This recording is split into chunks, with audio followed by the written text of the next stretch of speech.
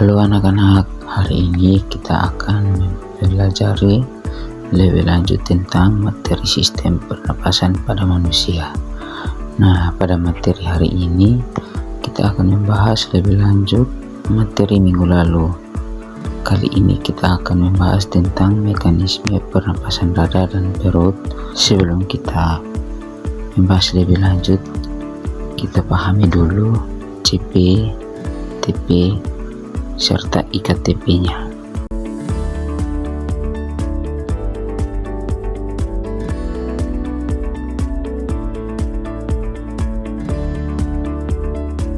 Pernapasan adalah proses biologis penting yang memungkinkan tubuh memperoleh oksigen O2 dari udara dan mengeluarkan karbon dioksida CO2 sebagai hasil samping metabolisme. Oksigen diperlukan untuk pembakaran zat makanan di dalam sel guna menghasilkan energi. Pernapasan pada manusia berlangsung secara otomatis dan dapat dibedakan menjadi dua jenis berdasarkan organ yang terlibat, yaitu pernapasan dada dan pernapasan perut. Sebelum membahas mekanismenya secara rinci, penting untuk memahami struktur dasar sistem pernapasan manusia yang terlibat dalam proses ini, yaitu hidung atau saluran masuk udara menyaring dan melembabkan udara, faring penghubung antara rongga hidung dan laring, terdapat pita suara berperan dalam produksi suara, trakea saluran udara utama menuju paru-paru, bronkus dan bronkiolus cabang trakea yang membawa udara ke alveolus tempat pertukaran gas O2 dan CO2 dengan darah, paru-paru organ utama respirasi. Yang pertama adalah pernapasan dada.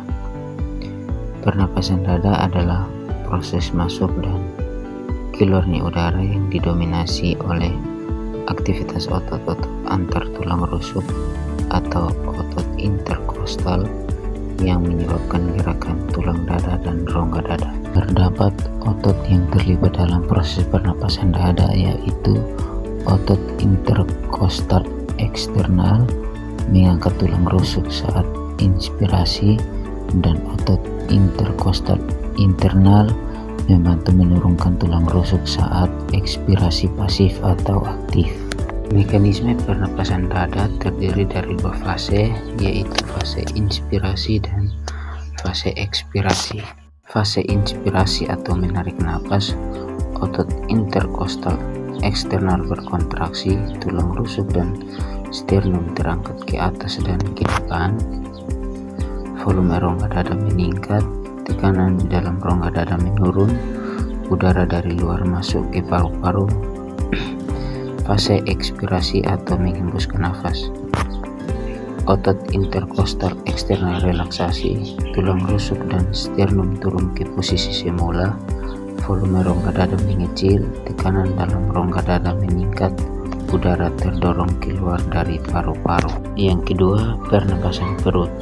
Pernapasan perut melibatkan gerakan otot diafragma yang menyebabkan perubahan volume rongga dada ke arah bawah, sering disebut juga sebagai pernapasan diafragmatik. Terdapat otot yang terlibat dalam pernapasan perut, yaitu diafragma atau otot besar berbentuk kubah yang memisahkan rongga dada dan rongga perut. Mekanisme pernapasan perut terdiri dari dua fase, yaitu fase inspirasi dan fase ekspirasi. Fase inspirasi, otot diafragma berkontraksi, volume rongga dada bertambah ke arah bawah, tekanan di dalam rongga dada menurun, udara luar masuk ke dalam paru-paru.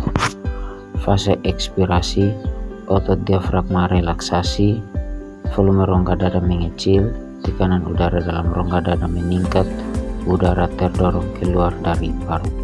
Terdapat beberapa gangguan pada sistem pernapasan yang mempengaruhi mekanisme pernapasan dada dan perut, antara lain asma, penyempitan saluran napas, menyulitkan inspirasi, pneumonia, infeksi paru-paru yang mengganggu pertukaran gas, emfisema, kerusakan alveolus menyebabkan napas pendek-pendek, patah tulang rusuk menghambat pernapasan dada, kelumpuhan diafragma mengganggu pernapasan.